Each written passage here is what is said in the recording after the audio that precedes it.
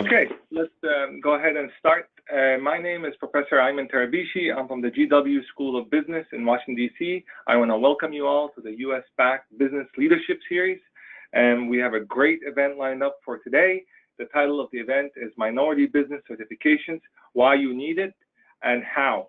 And so we are really pleased. This is a very important topic for today. And we have some excellent speakers donating some of their time and really working hard to getting it all prepared here. I want to thank US PAC for all their contribution, and also Wells Fargo for hosting the Business Leadership Series. This is our third year running here, and it's only getting better and better. So I'm excited about this topic, and we have two excellent speakers here because, you know, in today's world, more and more competition is becoming more ferocious. You know, more competitors are entering the domain. It's not just for big business anymore, it's also for small business. But not just also small business, also for minority business, right? So everybody's competing for the same pie. But yet, we need to understand that there are challenges for minority businesses, and we need to level the playing field. So, of course, companies and organizations understand this because of their social responsibility. It's their conscience, in a way. It's to do right? So they've set up programs and worked hard in putting these programs together, right, to make sure that they level the playing field or give opportunities to many different spectrums of businesses here. So the business certification idea comes in saying, how do you get into the door? And once you get into the door, what makes you successful?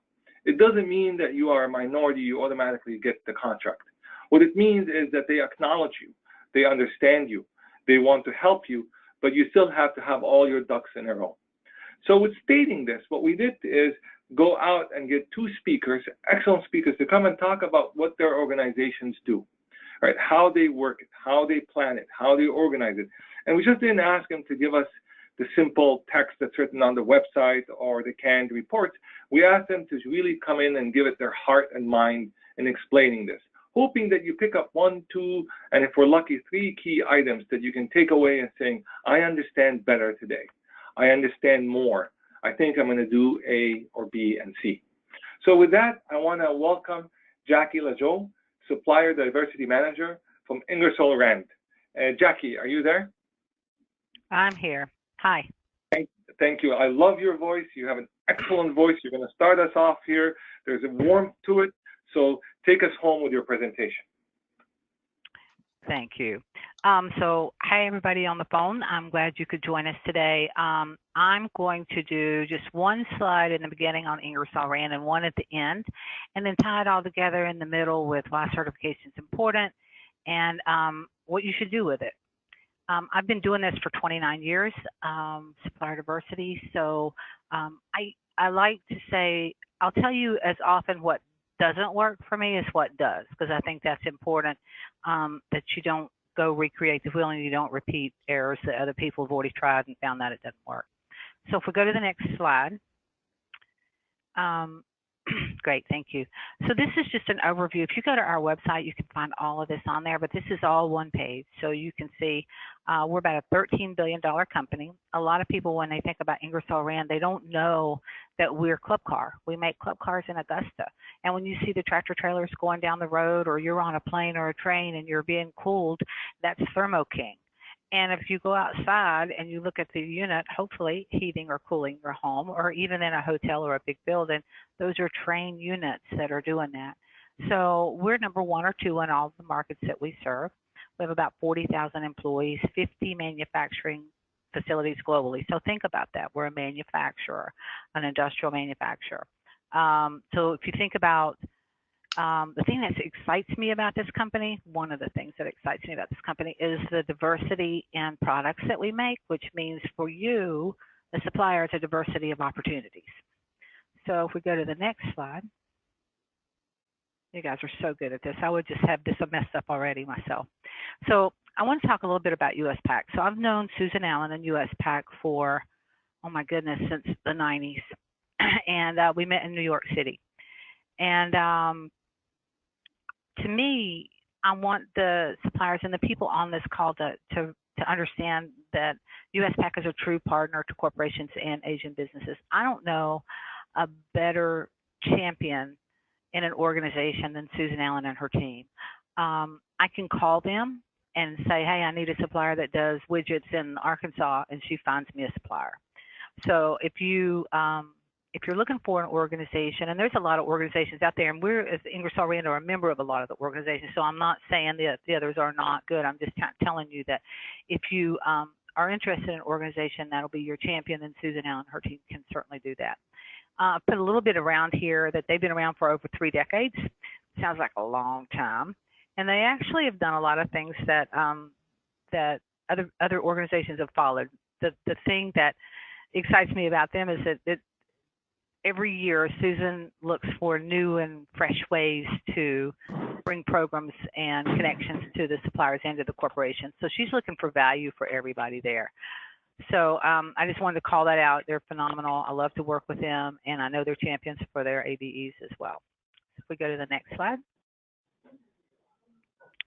So this is just some of their facts, and I am not going through all those bullets. These are just a few of the things that USPAC does. I don't want to be a salesperson for USPAC, but when I look at them, I was reading through this myself, and I was trying to pick out some, and they're just all important. So I think we can certainly share the slides later if we want to, or you can go to their website and get all this information. But I just want you to take a real quick look at everything that they do.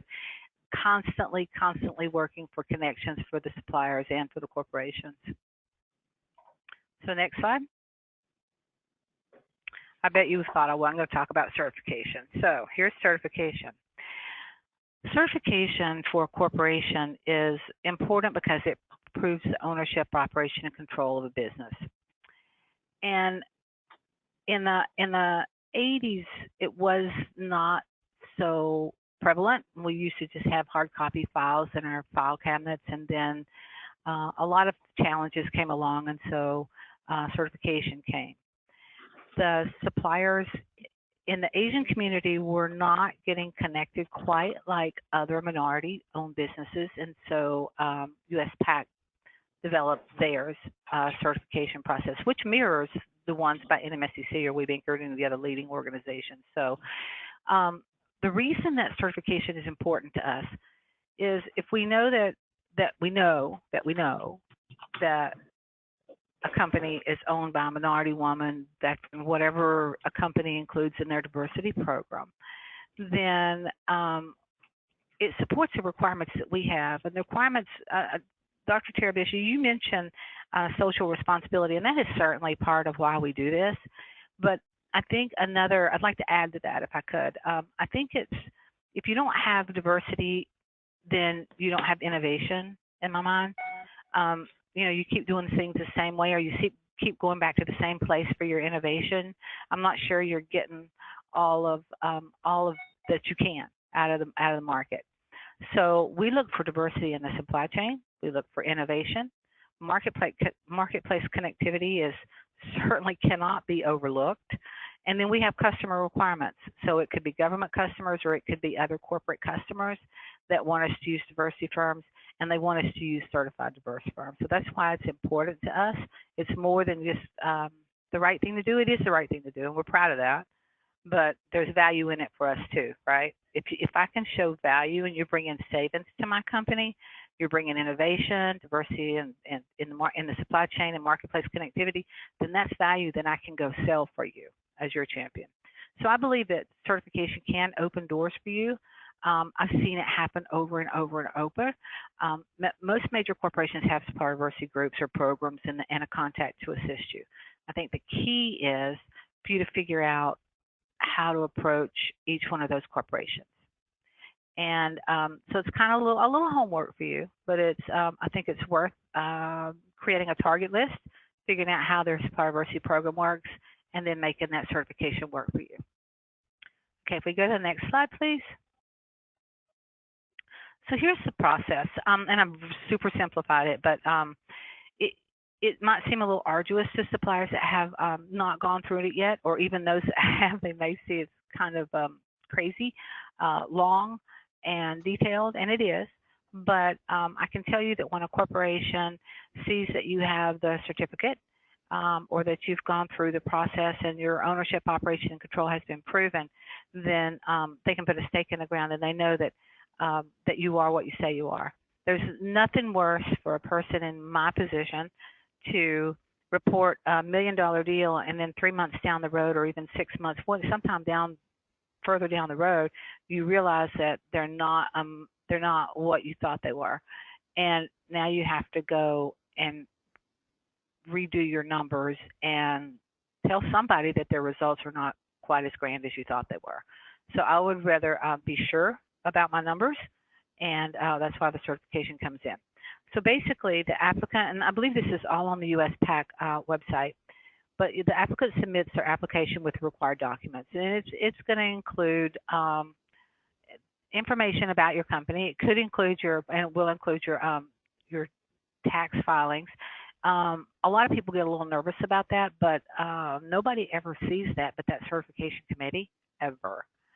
So it's not something that you should worry about releasing. US PAC reviews the application and documents to make sure it's all there and it's all aligned. And after that, upon approval of that, then they do a site visit. The site visit's kind of funny because a lot of people say, well, I don't see the value of a site visit. The site visit is really just to go in and they walk your business, and they ask you questions about how this works or how that works, or they may look and say, who signs the checks, or show me a contract, who signed this contract. And basically what that's doing is it's solidifying the fact that you own, operate, or control, not or, but and control at least 51% of your business. That's just, I've seen it. I've seen fronts where you might go into, at one time I did a site visit for an organization, and I went into this office, this woman's office, and it was not her office. It was her husband's office. It was just obvious by the men's golf clubs in the corner and the deer head hanging on the wall, and it was not her office. It was just obviously a front. So that's kind of what the site visit does. After the site visit, they do a final review of an attorney, the US PAC attorney, conducts a final review of the application. If it's approved, then US PAC issues a certificate to the applicant that's valid for 1 year. If it's not approved, a letter is sent out, and the applicant actually has 45 days to appeal or ask for clarification and provide additional information if they would like to proceed again. So it's really not that difficult a process. If you this is the key to certification. If you get all your information in up front, there's a list. If you get all your information up front, then it's going to go smoother, it's going to go faster, and you're going to get it within 30, 40, probably 45 to 90 days. If you miss documents and they're going to have to come back to you, that's what really drags out certification processes, is when you don't submit all the required information in the beginning. All right, next slide. That was clear. Great. Okay, so what do you have your certification, what next? Now, it's kind of up to you guys if you want to make your certification work for you, because if you think that you're getting this certificate and now this business is going to rush to you, you're going to have a sad surprise, because it's just not going to happen that way. But there are some things you can do. You can include your certification on your website. I would encourage you to do that. If I go to a website of a company and I see the NMSDC or US PAC or WeBank or Novoba or Veteran or whatever, if I see a certification on there, it's just like an ISO certification. It adds some validity to it, and then I know I can go check that database to make sure. But it absolutely is a great thing to add to your website. US PAC leadership and staff can help you connect with corporate procurement and supplier diversity. You need to get engaged. I think that's the biggest issue that I found with suppliers, not taking advantage of the talent and the resources that US PAC and the organizations have to offer. You need to get engaged. And it's a two-way street. The third thing I have there is to register in SAM. That's the, Seán, you're going to cover SAM later in yours. And I think that it's funny, a lot of, for corporate, for me, so I have 50 manufacturing locations. For the most part, I look for minority, women, veterans, LGBT, and disability-owned businesses. But we do have a few government-owned government contracts and or government organizations, cities, states, federal government. And in those cases, they're not looking for they're looking for more than the NMSCC or the WBINC or the US PAC certification. They're actually looking for, are they in SAM? Have they done this? Have they got these other certifications? So I would listen to the second presentation today and follow through on those as well. I think you should plan on the 2018 US PAC National Conference. I can't tell you that enough, and I'll tell you why. This is the only national organization that and I go to several of these conferences a year, about 20, and this is the only one where you can actually talk face-to-face to chief procurement officers. It's the only one where you can talk face-to-face and meet chief information officers, chief technical officers. You just don't get that at the other ones. Susan does very well at bringing in 15 to 20 CPOs every year to talk, and I know mine goes, and he stays and he meets suppliers. He comes back and he's actionable with the information he receives. So I think put that on your calendar, check it out. And I would say develop your corporate contact, your corporate list. So everybody, when you get your certification, I want you to be realistic in who your market is.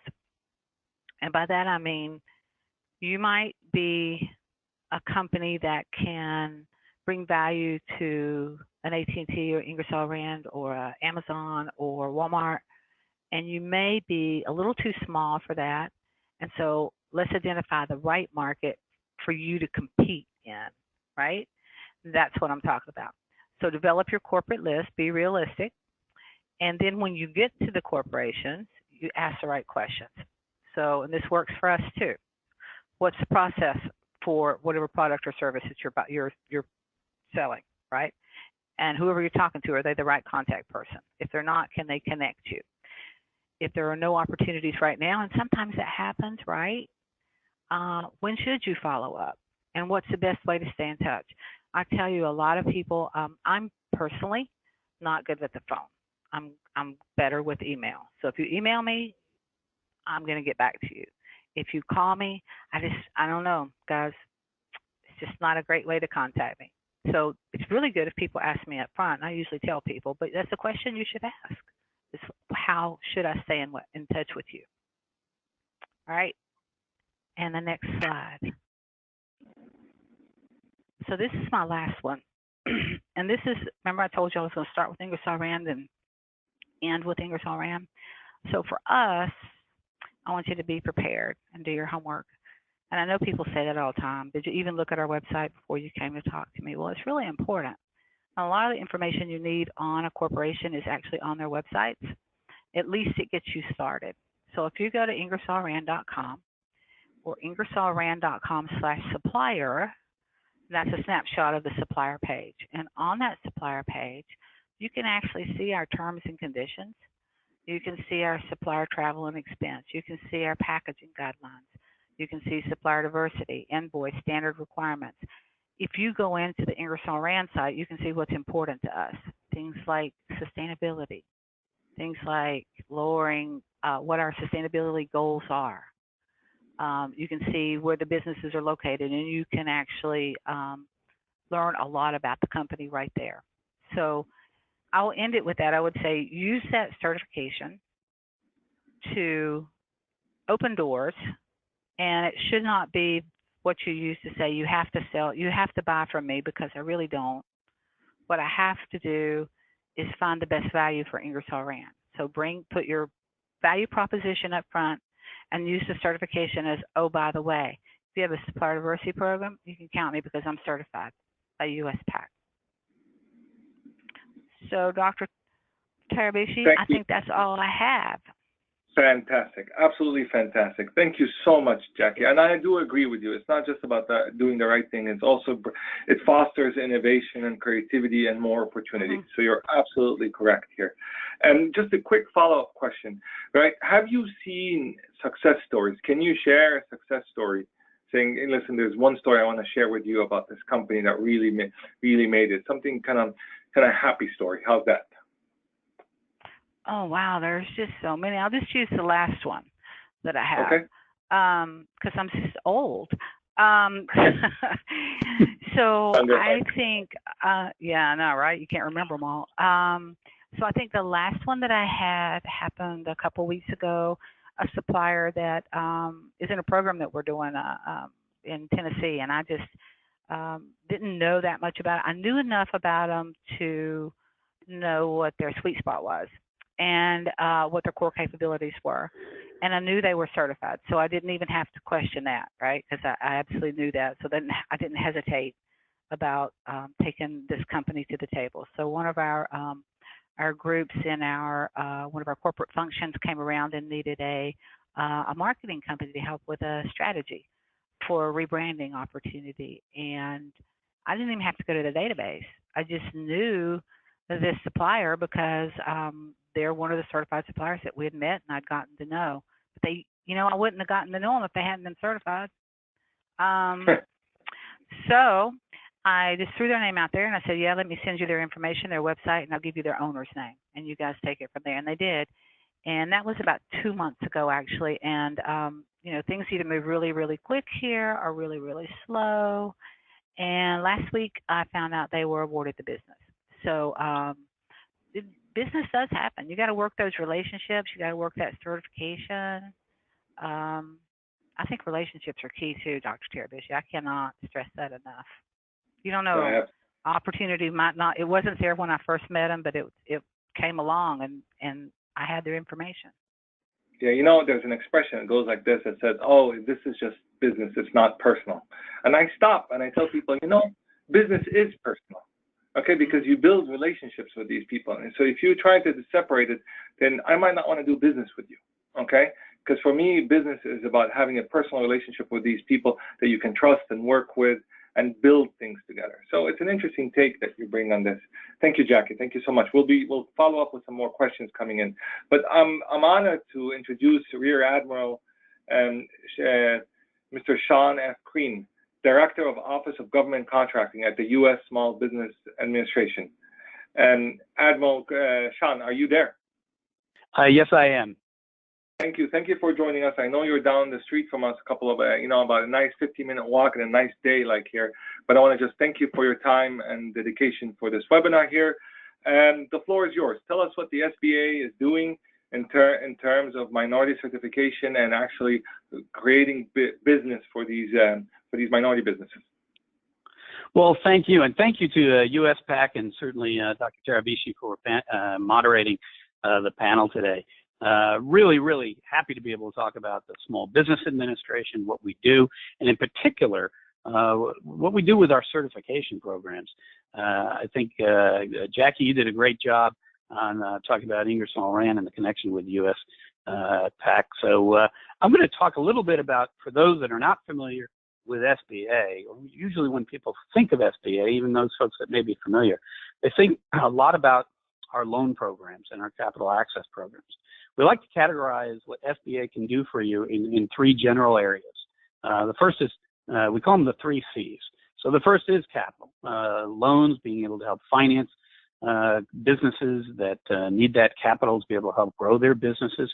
Currently, right now, with all of the national natural disasters that we've experienced from Hurricane Harvey through Hurricane Maria, the SBA's disaster loan program is helping companies from Texas, Florida, Louisiana, and of course Puerto Rico to be able to recover.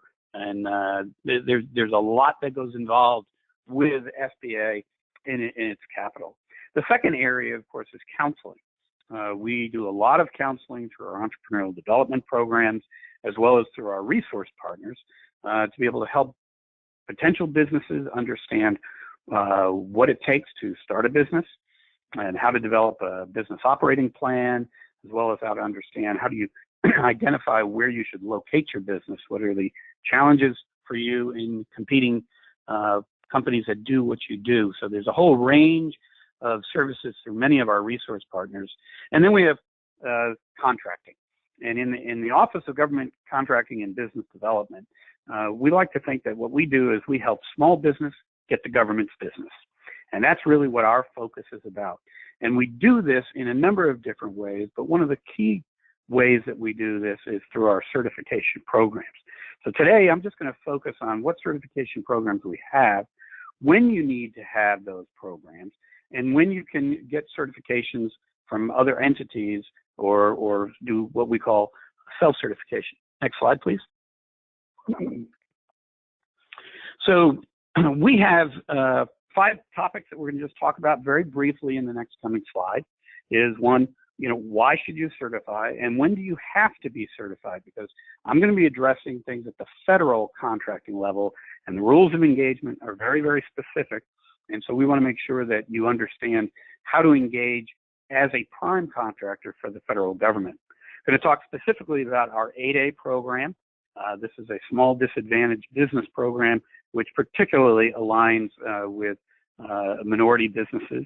We also have our Hub Zone program, and the historically underutilized business zone is what Hub Zone stands for. And that's really a program that was established based on economics. There are sectors of the country where unemployment is too high and average income is too low. And so we'll talk about what it means to be located in a Hub Zone area.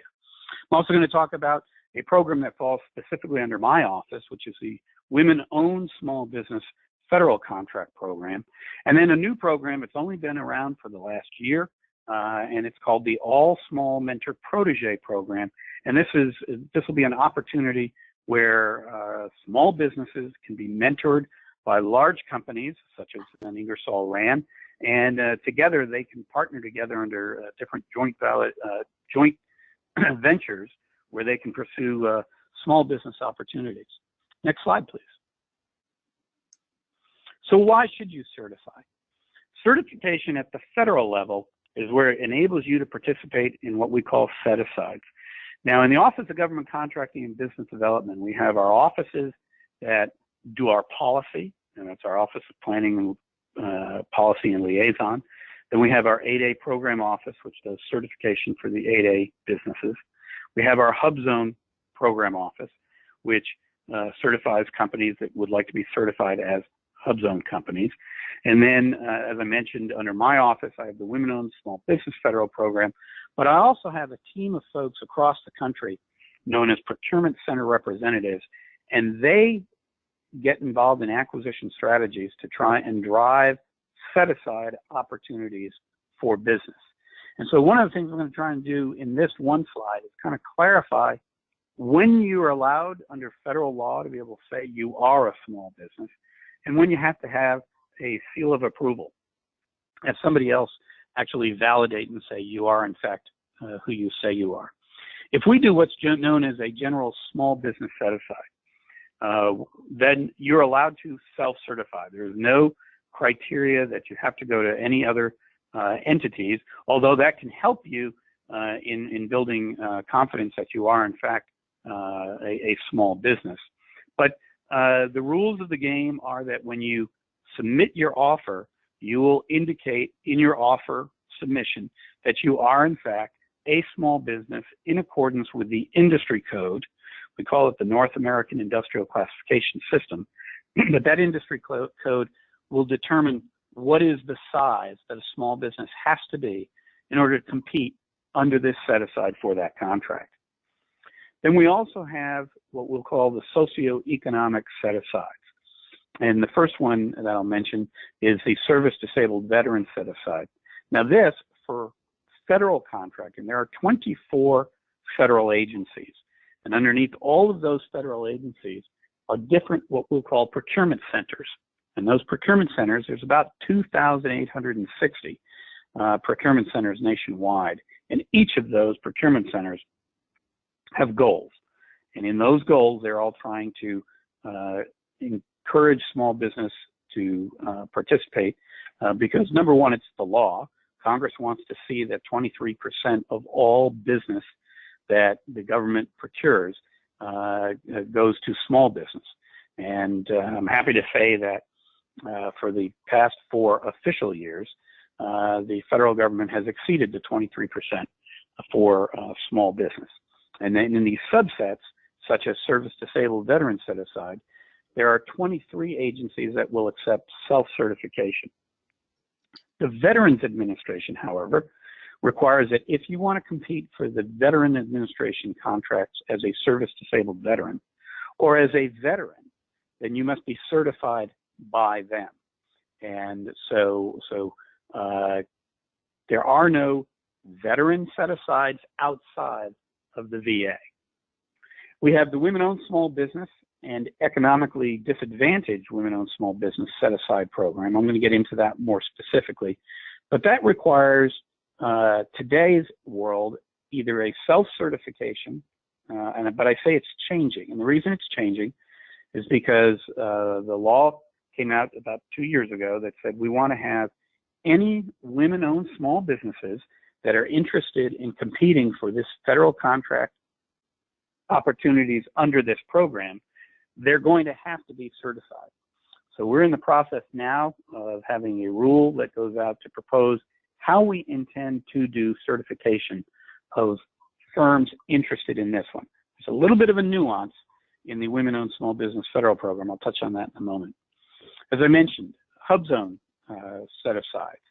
If you want to compete for contracts which have been set aside for HUBZone certified firms, you have to come to SBA to get certified. Nobody else can certify you as a HUBZone. If you would like to be part of the 8A program, then you have to be certified by SBA, and I'll go into details in a moment exactly what the benefits of that program are.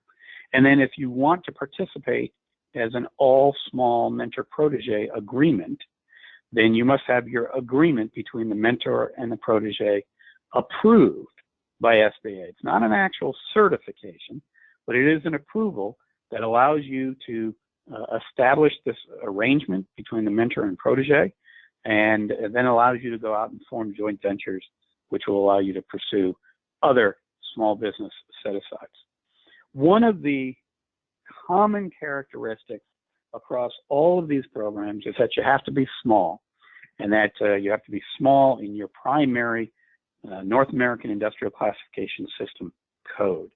Now, one of the things that's a nuance in federal contracting is that while you may be small under your primary code, if you're small under any other secondary codes, and that happens to be the code that's being used in the contract, as long as you're small for that contract code, then you're considered small for pursuing that particular contract that's out there. Next slide, please.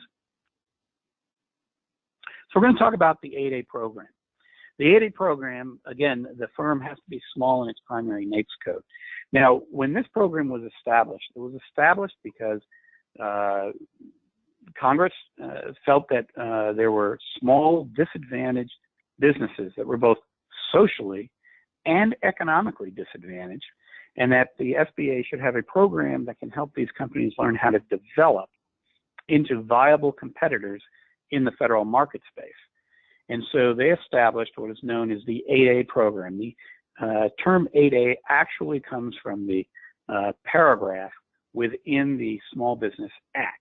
It happens to be Section 8A of the Small Business Act, and it's commonly known throughout federal contracting as the 8A program.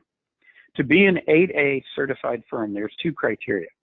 The first is that not less than 51% of the ownership is owned and controlled by somebody who is economically disadvantaged.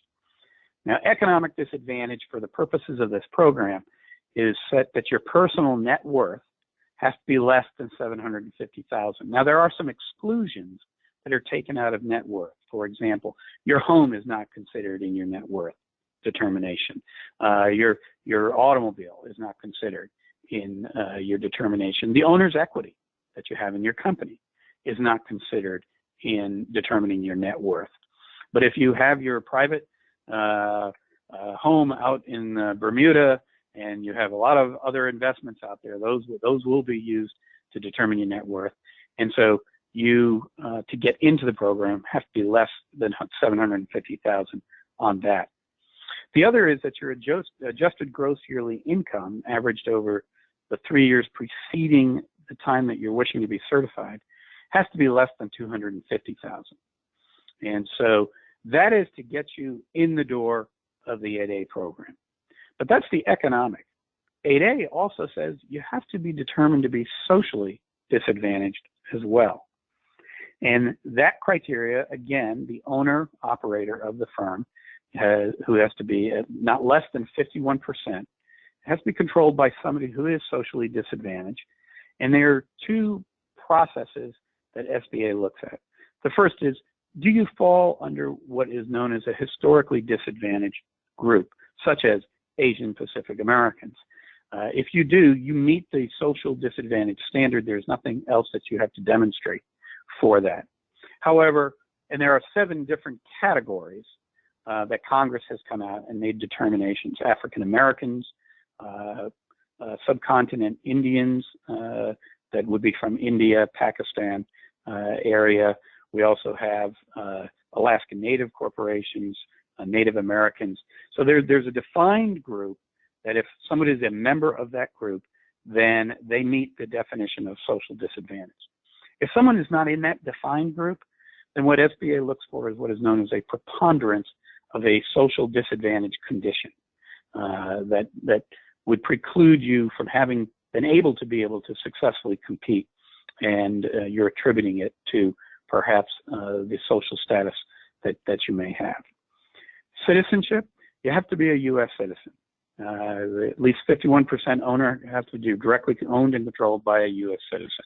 Of course, as I mentioned on the slide here, different ownership entities, such as those that are tribal governments or Native Hawaiian organizations, Alaska Native corporations, community development corporations, they have some different rules where they're allowed to be owned. And then, of course, the term of the program is 9 years. During the course of that program, you will be assisted by SBA for training purposes. You will also be given opportunity to participate in federal contracts through what are known as sole source contracts. There is a threshold limit under what that can be, but it allows you to start demonstrating your ability to perform on federal contracts. We can also set aside competition by only certified 8A companies when that threshold governs needing competition. Next slide. There's an awful lot of rules that fall into play, and I don't want to go through all of them, but I'm listing this under the Code of Federal Regulations, 13 Code of Federal Regulations, and Section 124 covers everything about the 8A program. And so I encourage anyone who wants to get into the nitty-gritty of all the rules and regulations, and you do need to get into the nitty-gritty if you want to enter into this particular opportunity, that you'll be able to see exactly whether or not you can successfully participate in this program. Next slide. So here's what our process is if you believe that you qualify for the 8A program. Now, we have a new portal that is about to come online on the 15th of November. If you have not started your application yet, I'm going to ask you to wait until the 15th of November. And the reason for that is something that we embarked upon about 2 years ago to create one entry portal for all of our certification programs within SBA. Prior to the development of what we call certify.sba.gov, if you could qualify for several of SBA's programs where certification is required, you would have been required to continually submit all your input into just one certification process. And then you would have to take all that same documentation and submit it again for another process. Well, what our certified portal will permit you to do is come in as a one-stop shop. And you'll be able to go in, and if you qualify for 8A, or you qualify for HubZone, or qualify for women-owned small business, you'll be able to just come in to certify, and all of the information which is common among all of those certification programs will get populated one time and be fed into all of those. And so we're really excited about that. For the 8A program, that is going to happen starting the 15th of November. So you'll submit your application to be considered for the 8A program. It'll come into what we call our certification and eligibility centers. They will screen your application to make sure that it is complete so that an analyst will be able to have the opportunity to be able to make a determination that all of your information that you have submitted is complete, so that either approval or a decline of your application can be given consideration. The district office will also conduct orientations for firms once they are certified into the 8A program, because while Washington handles the actual certification process, we rely, SBA does, on its 68 district offices across the nation to be able to help those local certified 8A development firms to be able to get access, get training, get availability to be able to successfully compete. Our goal is that when you graduate in 9 years, you're standing on your own 2 feet, you understand the federal market space, and you're successfully able to compete without the need for the 8A program. Of course, during the 9-year term, you become eligible for what we call our 7J assistance program. This is funding that is available to help train 8A companies, help them understand how to manage their books, how to get additional training in terms of how to market themselves, understanding how to respond to requests for proposals or invitation for bids. It's a wonderful opportunity that we're able to invest for 8A certified firms. The district offices will also do annual reviews to make sure that the certified firm is in fact continuing to maintain its eligibility. And so you'll be in close contact with what we'll call our business opportunity specialists, and they will manage you as part of their portfolio to make sure that they can answer any of your questions, but can also help you in understanding what are your next steps and what you should be doing. And then our continuing eligibility centers will also make sure that 8As that are highly successful have the opportunity for what we call early graduation. That means they've grown. They've organically grown, where they're going to probably be larger than what the 8A program can support. And so we term that an early graduation, but that's a highly successful company. Most companies will go through the entire 9-year period. Next slide, please. Hub Zone. The Hub Zone program is, again, it's based on your location. And again, you have to be a small business. You have to fit the size standard for your primary NAICS codes. When we look at that, I reference in here what is an affiliate. Sometimes if you have a small business and you're also on the board of directors of another business out there, that affiliation can affect whether or not the firm that you're trying to get certified can qualify. So you want to make sure that you understand the rules of what constitutes a small business. The principal office for your headquartered, for your Hub Zone has to be located in a Hub Zone area.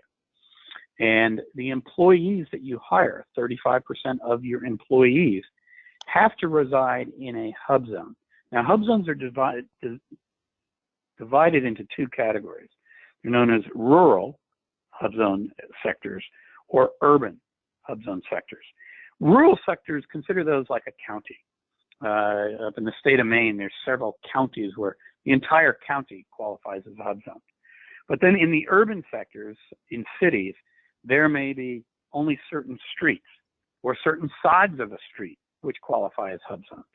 What Hub Zone does require is that 35% of your employees have to live in a Hub Zone area, but that doesn't require that it has to be the same Hub Zone where the headquarters or your principal office is located.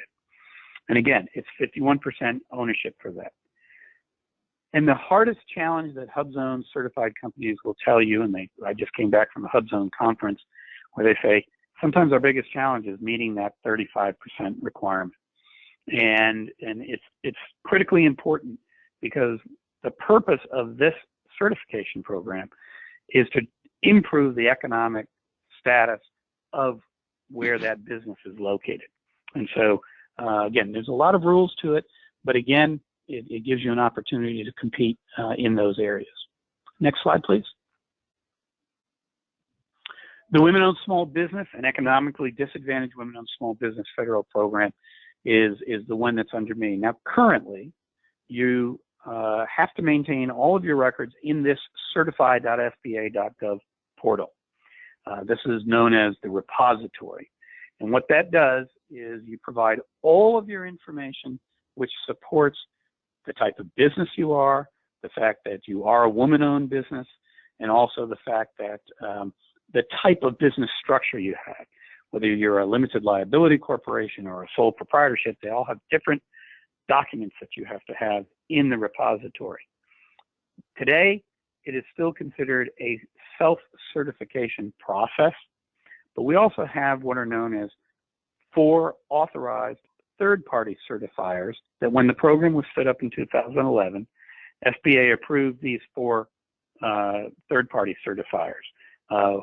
WeBank is one of them. The National Women's Business Owner Council is another. The U.S. Women's Chamber of Commerce is a third, and the El Paso Hispanic Chamber of Commerce is a fourth.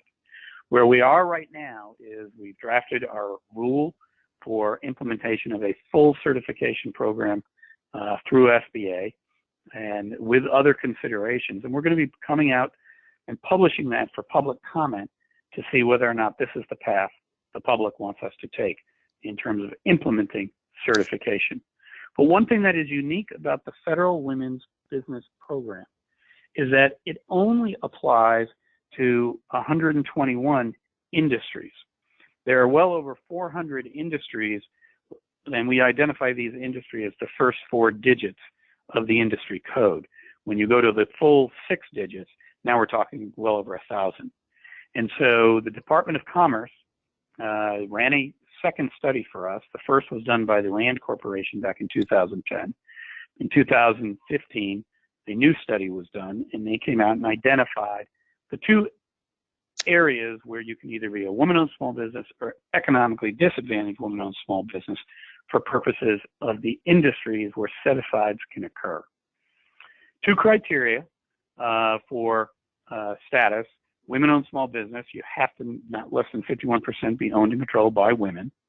And for economically disadvantaged women-owned small business, it's similar to the 8A criteria with the exception of your average gross income for 3 years.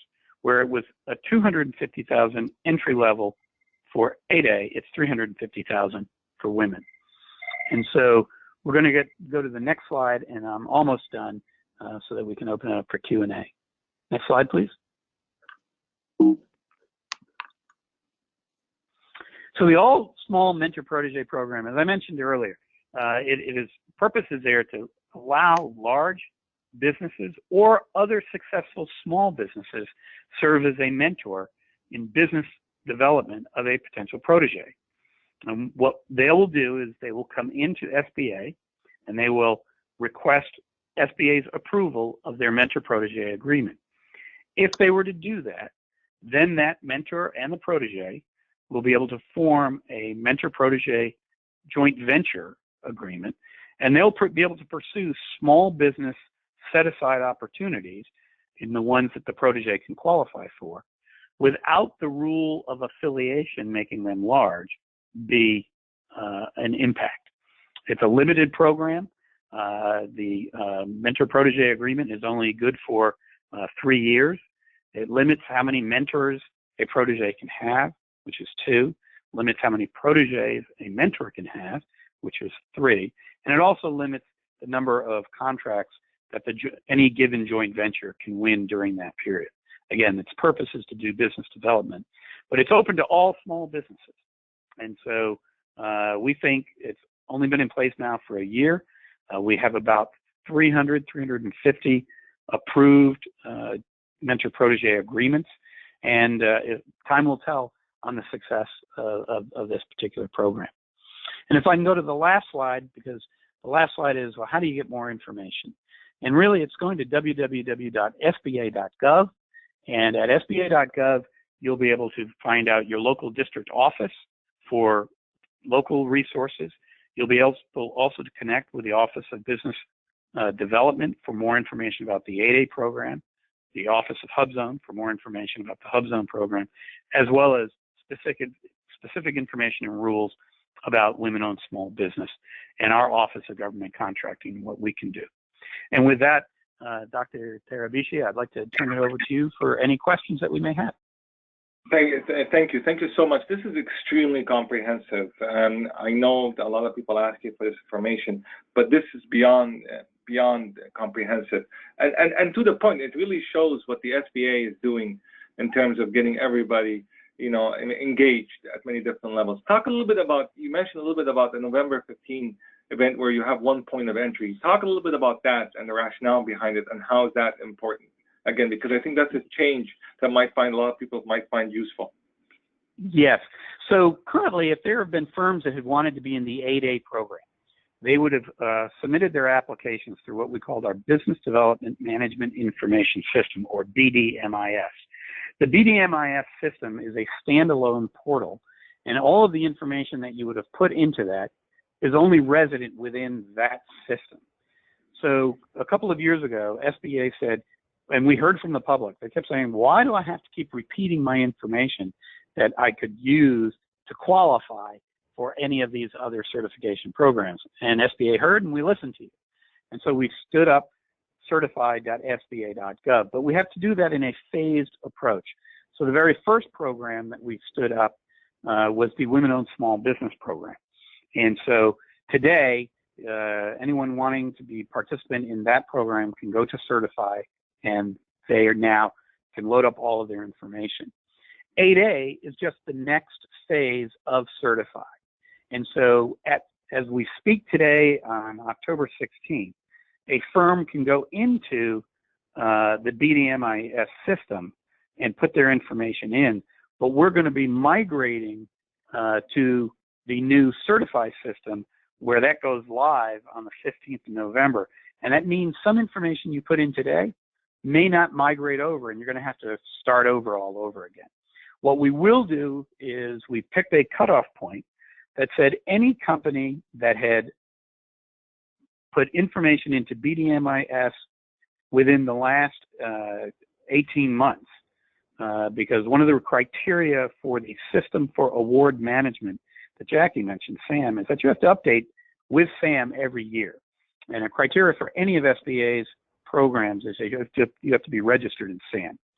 So we're trying to save the public double entry duty for anyone who's coming in today. For those that have already come in and already have their applications in there, we're going to migrate that information into the new system. But we will be contacting them to also let them know, hey, some information may have not migrated successfully, and we need you to come back into the new Certified. What we're telling new applicants is we're not turning anybody down. If you want to apply today, we will accept your application. But the process to get into the system is going to be easier come the 15th of November.